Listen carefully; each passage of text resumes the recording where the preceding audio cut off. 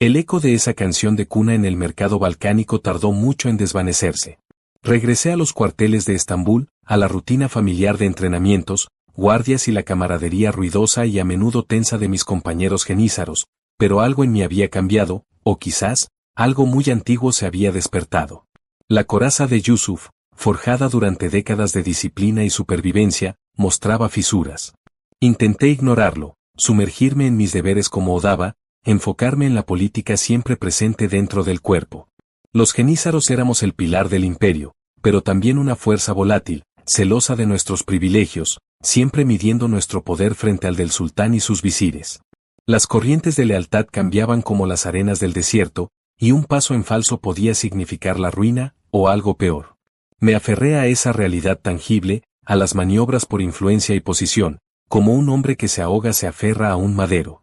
Era más fácil lidiar con la ambición y la traición que con el fantasma de un niño llamado Stefan y una abuela con ojos llorosos en un mercado olvidado. Pero los fantasmas tienen su propia forma de persistir. En las noches silenciosas, cuando el único sonido era el llamado distante del muecín o el paso de la guardia nocturna, la melodía regresaba.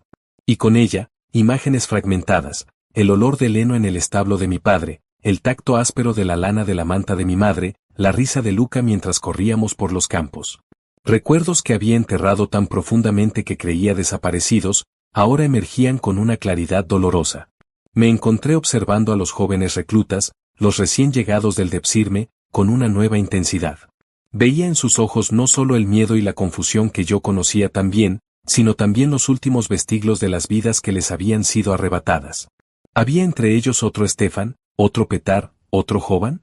¿Cuántos miles de nosotros habíamos sido moldeados por esta máquina implacable, convertidos en herramientas leales del imperio a costa de nuestras propias almas? Historias como la mía, tejidas en el tapiz de este vasto imperio, siguen desarrollándose incluso ahora, ecos de decisiones tomadas siglos atrás cuyas consecuencias aún sentimos. Si estas crónicas del pasado despiertan tu interés y deseas seguir explorando las complejidades de estas épocas y las vidas que las habitaron, considera suscribirte para no perderte futuras narrativas y análisis históricos que traeremos para ti. Intenté canalizar esta inquietud en mi trabajo. Me volví aún más estricto con mis hombres, exigiendo una disciplina impecable, quizás en un intento vano de reafirmar el orden en mi propio caos interior. Pero también, de forma casi inconsciente, empecé a mostrar una cierta protección hacia los más jóvenes, hacia aquellos que parecían más perdidos. Hubo un muchacho en particular, un joven albanés llamado Altan, recién llegado y asignado a mi Horta, regimiento. Era delgado, con ojos grandes y asustados que absorbían todo con una mezcla de terror y fascinación. Hablaba poco turco y luchaba con el entrenamiento físico. Muchos oficiales lo habrían descartado o castigado severamente por su torpeza inicial. Pero yo vi algo en él, una chispa de inteligencia, una resistencia silenciosa que me recordó demasiado. Empecé a dedicarle tiempo extra, corrigiendo su postura con la espada, ayudándole con las complejidades de la lengua otomana, explicándole las intrincadas reglas no escritas de la vida en los cuarteles. No era bondad, me decía a mí mismo. Era pragmatismo. Un eslabón débil ponía en riesgo a toda la unidad. Pero en el fondo, sabía que era algo más. Era una forma de buscar redención, quizás. O de intentar salvar en él algo que en mí se había perdido hacía mucho tiempo. ¿Por qué me ayuda, me preguntó un día, después de una sesión de entrenamiento particularmente difícil. Lo miré, su rostro joven y sudoroso, y por un momento no vi a Altan, sino a Stefan, confundido y solo. Porque la fuerza de la Horta reside en cada uno de sus hombres, respondí con la voz firme de Yusuf. Y porque veo potencial donde otros solo ven debilidad. No lo desperdicies. Altan asintió, sus ojos mostrando una gratitud que me incomodó. No merecía su gratitud. Yo era parte del sistema que lo había arrancado de su hogar, igual que a mí. Mientras tanto, las tensiones en la capital crecían. El sultán reinante era percibido por muchos en el cuerpo de genízaros como débil o demasiado influenciado por facciones rivales en el palacio. Los susurros en los cuarteles se convirtieron en murmullos, los murmullos en quejas abiertas. Se hablaba de pagas atrasadas, de falta de respeto a nuestras tradiciones, de favoritismos indebidos. Los comandantes, más ambiciosos avivaban las llamas del descontento, viendo una oportunidad para aumentar su propio poder. Yo, como Odaba, estaba en una posición delicada.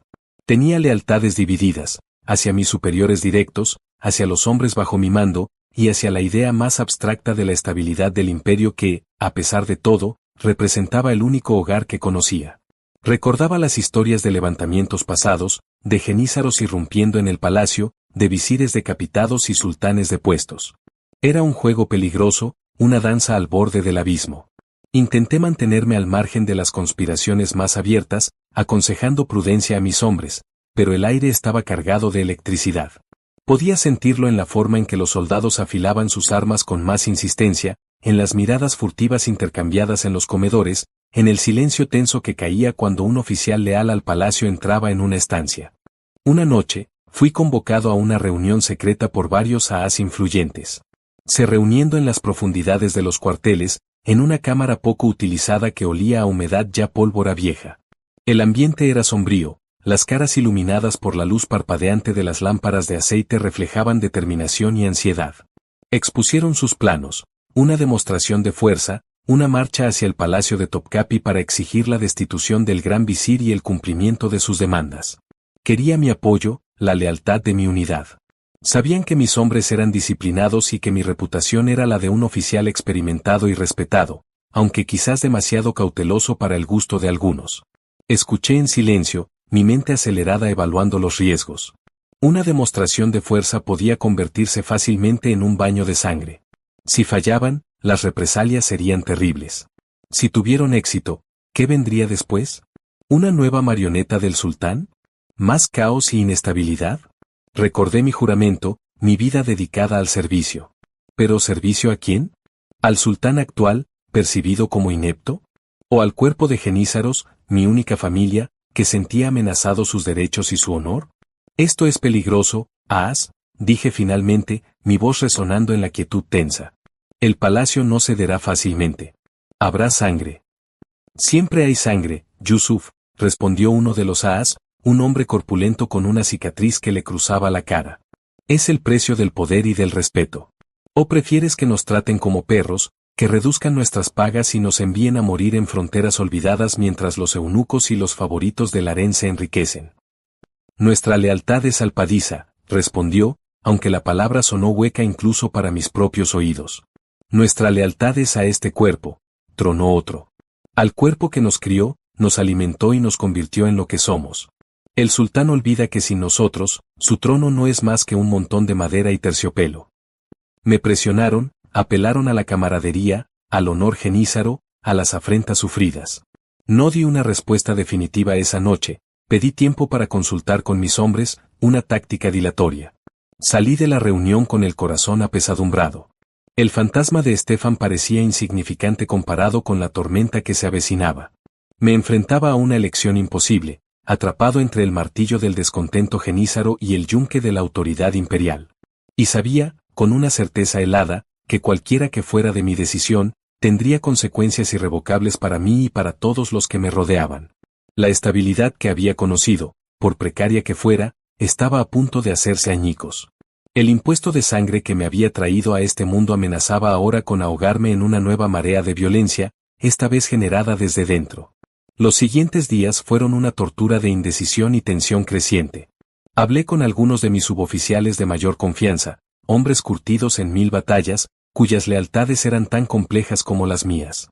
Algunos apoyaban abiertamente la revuelta, cansados de las humillaciones percibidas y ansiosos por restaurar el prestigio del cuerpo. Otros temían el caos y la inevitable purga que seguiría, sin importar el resultado.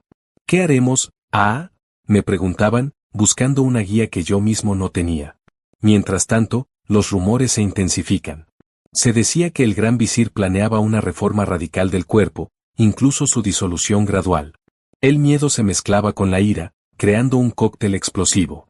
Vi a Altan durante uno de los entrenamientos. Seguía esforzándose, aunque la tensión general afectaba a todos los reclutas. Sus ojos buscaron los míos, llenos de una confusión que reflejaba la mía propia, aunque él apenas comprendía la magnitud de lo que se estaba gestando.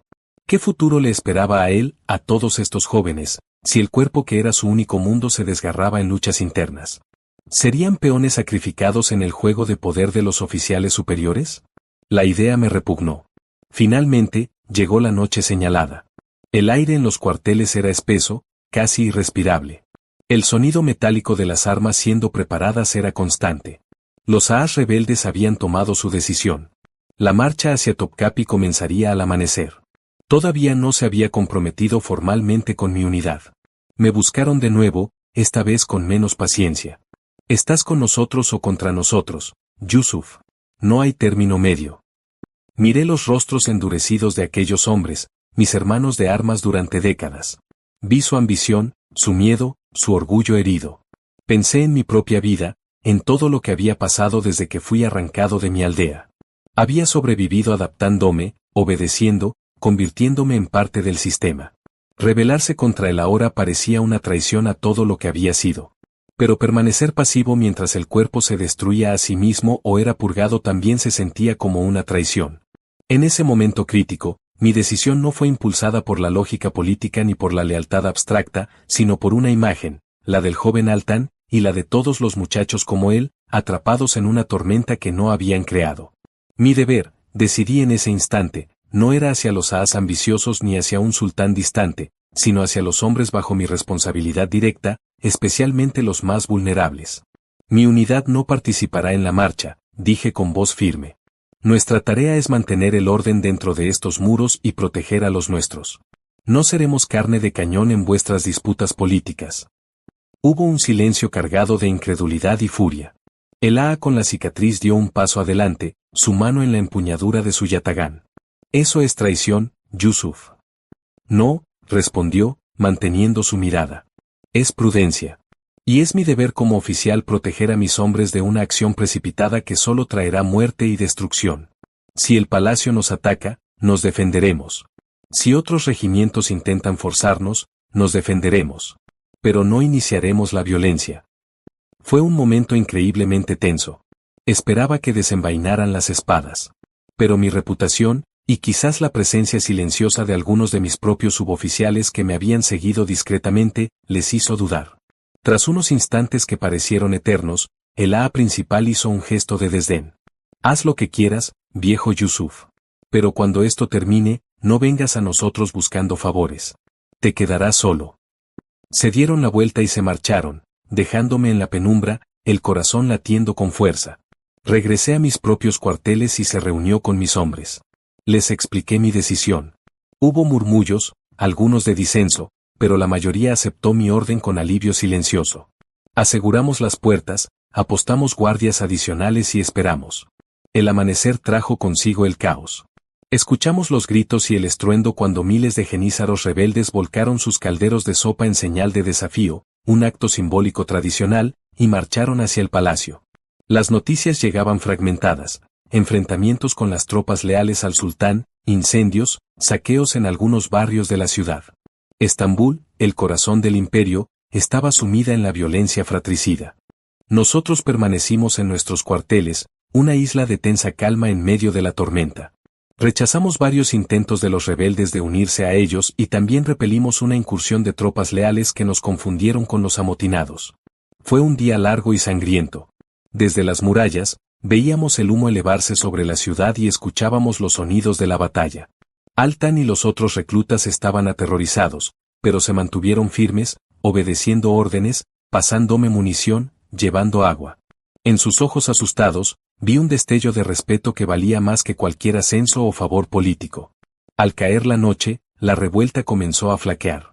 Las tropas leales, mejor organizadas y con el apoyo de la artillería del palacio, lograron hacer retroceder a los rebeldes. Las represalias fueron rápidas y brutales. Muchos de los AAs que me habían presionado fueron capturados y ejecutados sumariamente. Cientos de genízaros rebeldes corrieron la misma suerte o fueron exiliados. El cuerpo fue purgado, su poder temporalmente quebrado. Nosotros, que nos habíamos mantenido al margen, sobrevivimos. Fui convocado al palacio unos días después. El nuevo gran visir, un hombre astuto y despiadado, me interrogó largamente. Expliqué mis acciones, enfatizando mi lealtad al principio del orden y mi deber de proteger a mis hombres. Me miró con sus ojos fríos y calculadoras. Tu prudencia te ha salvado la vida, Yusuf A. Y quizás ha salvado a muchos de tus hombres. Pero no olvides quién manda en este imperio. Fui confirmado en mi puesto, Incluso recibí un modesto ascenso como reconocimiento a mi lealtad, o quizás, a mi útil neutralidad. Pero la victoria, si podía llamarse así, tenía un sabor amargo. El cuerpo de Genízaros estaba diezmado y humillado. La desconfianza entre nosotros y el palacio era más profunda que nunca. La camaradería, ya tensa antes, se había roto. Muchos de los supervivientes me miraban con resentimiento, como si mi neutralidad hubiera sido una traición. Otros me veían con un respeto y tratamiento de miedo. Me había convertido en una figura solitaria, respetada pero no querida. Los años que siguieron fueron de reconstrucción lenta y dolorosa para el cuerpo. El imperio continuó con sus guerras y sus intrigas, pero algo fundamental había cambiado.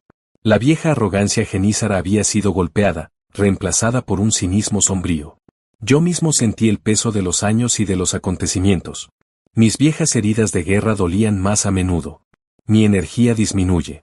Seguí sirviendo, entrenando a nuevas generaciones de reclutas, incluido Altan, que se convirtió en un soldado competente y leal, aunque siempre con una sombra de tristeza en la mirada. A veces, reflexionaba sobre mi vida. ¿Había valido la pena? El poder, el respeto, la relativa comodidad, compensaban la familia perdida, la identidad fracturada, la violencia constante y la soledad fundamental de mi existencia. Había sobrevivido a innumerables batallas, a intrigas mortales, a una revuelta sangrienta. Era un testimonio de la resistencia humana, o quizás de la capacidad de adaptación a cualquier circunstancia, por brutal que fuera. ¿Pero a qué precio? El niño Estefan había muerto hacía mucho tiempo, en algún lugar del polvoriento camino que lo alejaba de su hogar. Yusuf, el genízaro, era todo lo que quedaba, un viejo soldado lleno de cicatrices, tanto visibles como invisibles, sirviendo a un imperio que lo había creado y que, al mismo tiempo, le había robado todo lo que importaba. Me jubilé finalmente del servicio activo, recibiendo una modesta pensión y el derecho a vivir mis últimos años en una pequeña casa cerca de los cuarteles. Ya no vestía el uniforme, pero seguía siendo Yusuf, el antiguo genízaro. Pasaba mis días observando el ir y venir de la ciudad, escuchando las historias de los soldados más jóvenes, a veces visitando la mezquita. El imperio siguió su curso, con sus glorias y sus miserias, ajeno a la vida de un viejo soldado retirado. En mis últimos años, la imagen de la anciana en el mercado balcánico regresaba con más frecuencia. Su rostro arrugado, sus ojos nublados, la melodía triste de la canción de cuna. Quizás ella también había muerto ya. ¿Habría pensado alguna vez en el nieto perdido? ¿Habría mantenido viva su memoria? Me di cuenta de que, a pesar de todo, yo no lo había olvidado.